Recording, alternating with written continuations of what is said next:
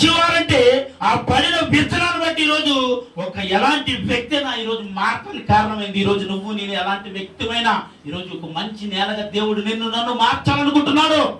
ఆమె చెప్పండి సార్. హల్లెలూయా. నన్ను ఈరోజు అనుకుంటున్నాడు దేవుడు ఒక మంచి నేలగా, ఒక సారవంతమైన నేలగా, ఒక ఆశీర్వాదకరమైన నేలగా, ఒక ఉన్నతమైన నేలగా నువ్వు ఉండగలిగితే నేను వేయబడిన విత్తనము అది ఫలిస్తుంది, అభివృద్ధి చేయబడుతుంది. చెప్పండి కొట్టండి మరొకసారి. నేను నీ కుటుంబం, మా కుటుంబం, మన కుటుంబము ఒక ఆశీర్వాదకరమైన కుటుంబంగా ఉండాలి అంటే నీవు మంచి నేలగా ఉండాలి. మొట్టమొదటిగా కొన్ని నేలను బట్టి మొక్కలు ఎలా ఫలితే చెప్తాం కదండి. అంటే ఇప్పుడు నీ నేల ఎలాంటిదైనా సరే ఈ విత్తనము పడే ముందు నీవు మంచి నేలగా చేయబడదువుగాక. నీవు మంచి సారవంతమైన నేలముగా నువ్వు చేయబడితే నీళ్ళు వేయబడిన ఈ విత్తనము ఏమవుతుందండి చెప్పండి? ఫలిస్తుంది. ఎవరు ఫలిస్తారు చెప్పండి? నేను ఫలిస్తానండి. నా కుటుంబం ఫలిస్తానండి. నేను, నా కుటుంబము, నా ద్వారా అనేకులు ఎలా ఉండాలి? ఫలించేటట్టుగా ఉండాలండి. హల్లెలూయా. అనేక విషయం తెలిసి మనం ఏమనుకుంటుంటే నేనే ఫలించాలండి. కాదు, నీ చుట్టూ ఉన్నవారు ఫలించాలి.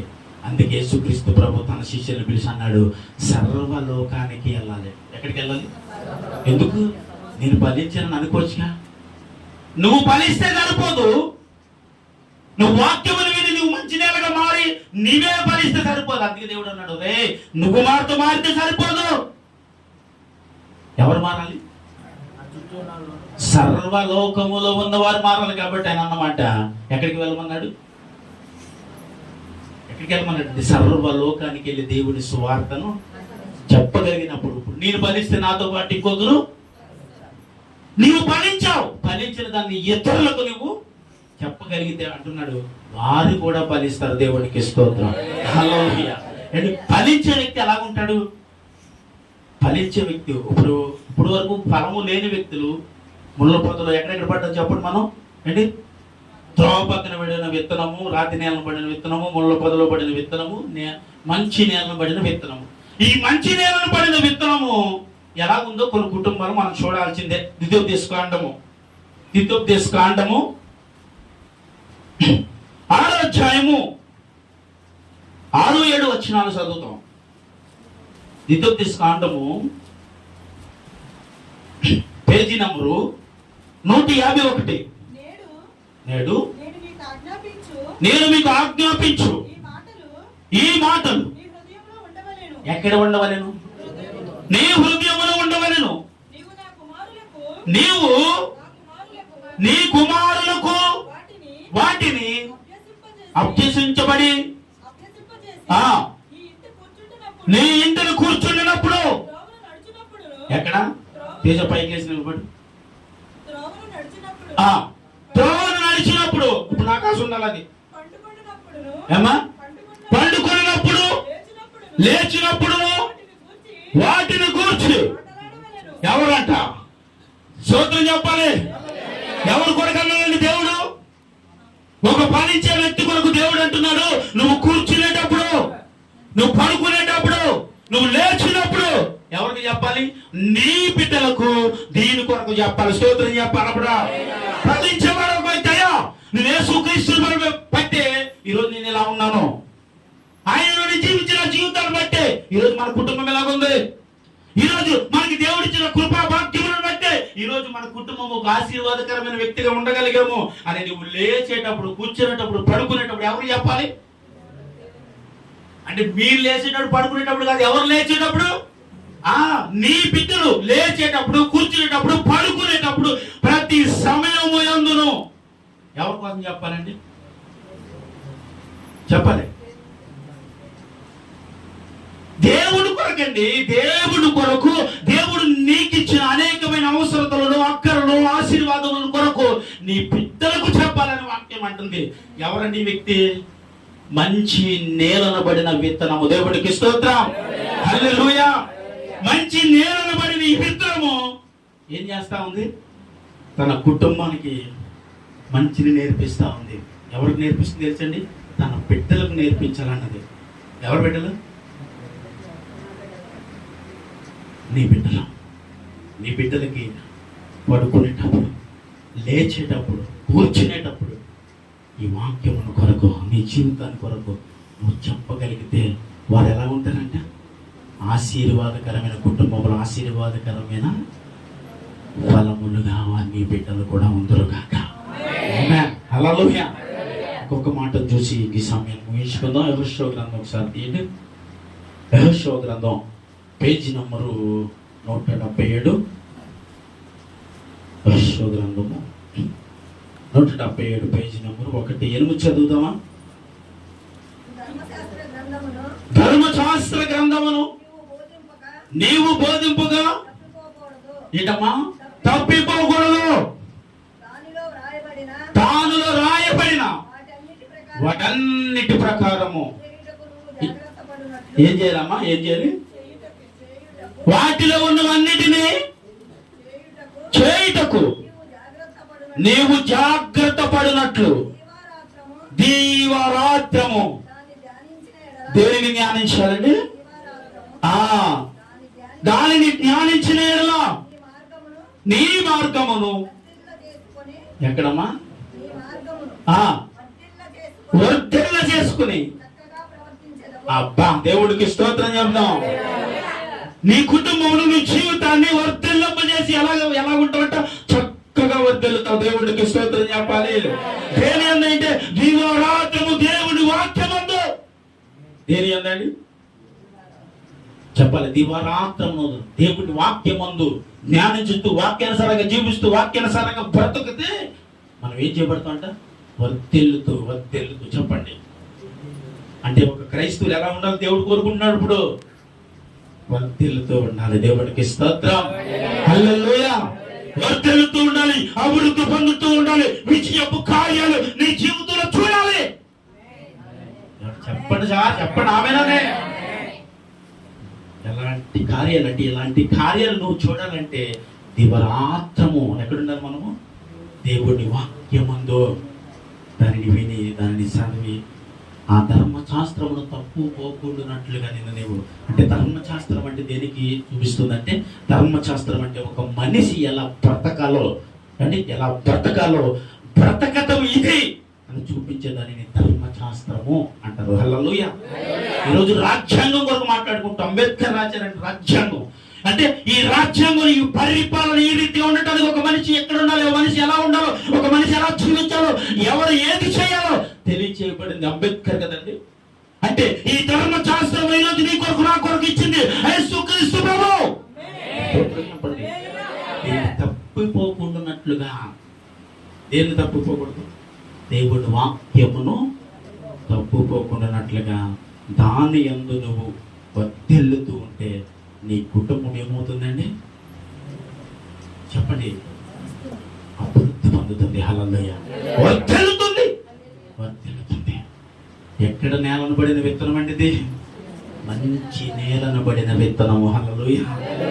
ఈరోజు ప్రతి ఒక్కరూ అక్కడ వింటున్న నేను, బోధిస్తున్న నేను మంచి నేలగా ఉండగలిగితే వేయబడిన ఈ విత్తనాలు ఏమవుతాయి? చెప్పండి. ఫలిస్తాయి. దేవుడు నీ నుండి, నా నుండి కోరుకునేది ఒక్కటేనండి, ఫలించాలి. ఎవరు ఫలించాలి? ఒక క్రైస్తవురాలు ఫలించాలని దేవుడు కోరుకుంటున్నాడు. ఎందుకు వీళ్ళని ఫలించాలని కోరుకుంటున్నాడంటే ఆయన మీద ఆనుకున్నవారు కాబట్టి స్తోత్రం చెప్పండి. ఆయన యందు జీవిస్తున్నవారు కాబట్టి స్తోత్రం చెప్పండి. ఆయన యందు జీవిస్తున్నావు కాబట్టి ఆయన నిన్ను అభివృద్ధి చేయాలనుకుంటున్నాడు. స్తోత్రం చెప్పండి.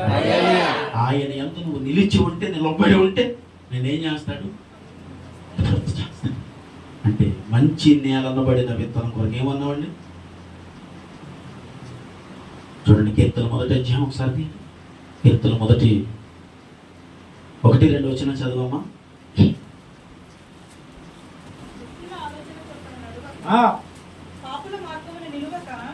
దుష్టుల ఆలోచన చొప్పున నడవక, పాపుల మార్గమున నిలవక, అపవాసాలు కూర్చున్న చోట కూర్చుండక, యెహోవా ధర్మశాస్త్రమునందు ఏం చేస్తూ ఆనందించుచు దివారాత్రము దానిని ధ్యానించువాడు.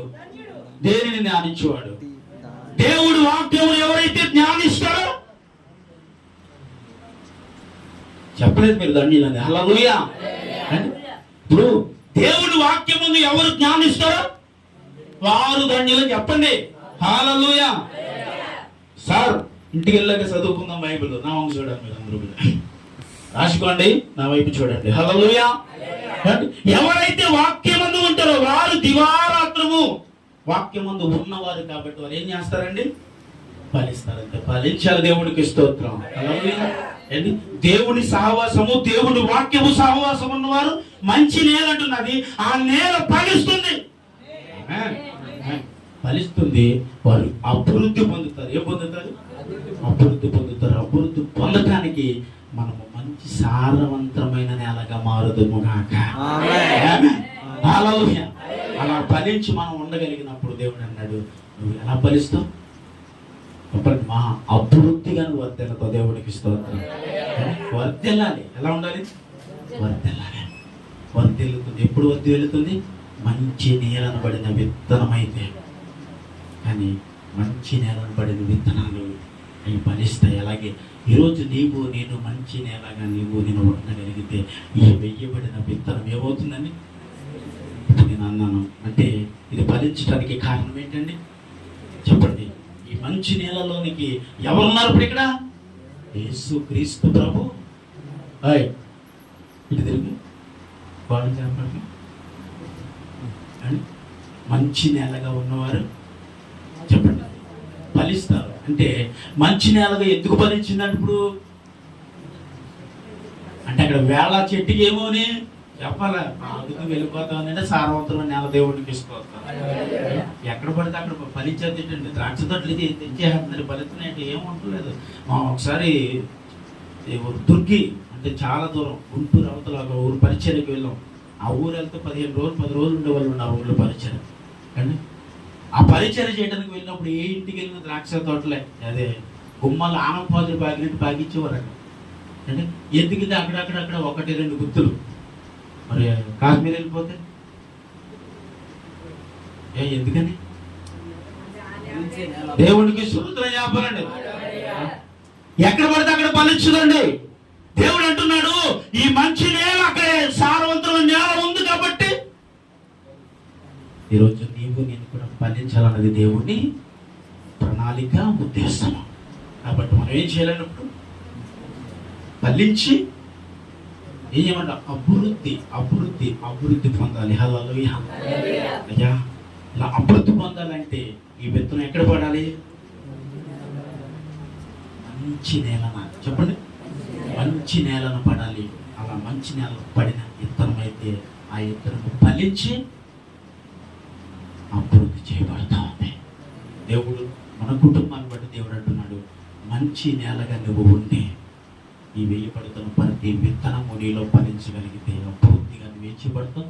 నీ కుటుంబం ముందుకి వెళ్తుంది. ఒక ఆశీర్వాదకరమైన వ్యక్తిగా ఉండటానికి ఉండాల్సింది ఏం నేల? మంచి నేల. కానీ ఇప్పుడు ఇప్పటివరకు ఎన్ని నెలలు అన్నాం మనం? 4లో 3 ఏంటి? త్రోవ పక్కన పడింది, రాతి నేల పడింది, ముళ్ళ పొదలో పడింది. ఇప్పుడు 4వది ఏంటిది అంటే ఈ 3 విషయాలను, ఈ 3 ఉన్నాయి కదా ఇక్కడ. 1 త్రోవ పక్కన, 2 రాతి నేల, 3 ముళ్ళ పొదలో ఉన్నాయి. ఇవన్నీ కూడా సాతానుడు ఏం చేశాడంటే ఒక మనిషి ఫలించకుండా, అభివృద్ధి పొందకుండా, ఆశీర్వాదకరంగా ఉండకుండా, ఆత్మీయంగా ఉండకుండా ప్రతి విషయంలోని వాడు మనల్ని ఏం చేస్తాడంటే తొక్కేస్తాడు. కానీ ఈ మంచి నేలను పడిన ఈ విత్తనం చూశాను, ఈ విత్తనం ఎప్పుడు ఫలిస్తుంది, అభివృద్ధి పొందుతుంది. ఒక మనిషి అభివృద్ధి పొందాలని ఎవరు కోరుకున్నాడు? ఇప్పుడు నా యేసుక్రీస్తు ప్రభు కోరుకున్నాడని చెప్పాలి మీరు. నా యేసుక్రీస్తు ప్రభు కోరుకున్నాడు ఏమని? అభివృద్ధి అయ్యే వ్యక్తిగా ఉండాలి.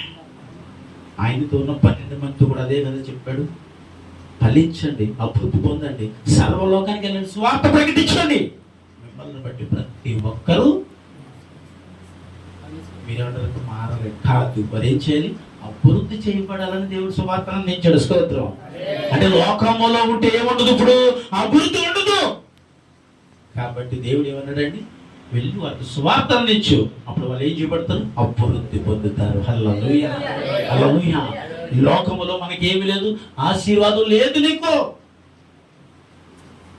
దీవెనకరమైన ఒక వ్యక్తిగా నువ్వు ఉండాలి అంటే ఎక్కడ ఉండాలండి, యేసుక్రీస్తు ప్రభు నందు నువ్వు ఫలించేటట్టుగా మంచి నేలగా నువ్వు ఉండగలిగితే నీలో వేయబడిన ప్రతి విత్తనము ఫలించి అభివృద్ధి అభివృద్ధి అభివృద్ధి నీ జీవితం, నీ కుటుంబం ఆశీర్వాదకరమైన వ్యక్తిగా ఉండను కాక. కొద్ది మాటలో నా ప్రభు దీవించి ఆశీర్వదించును కాక.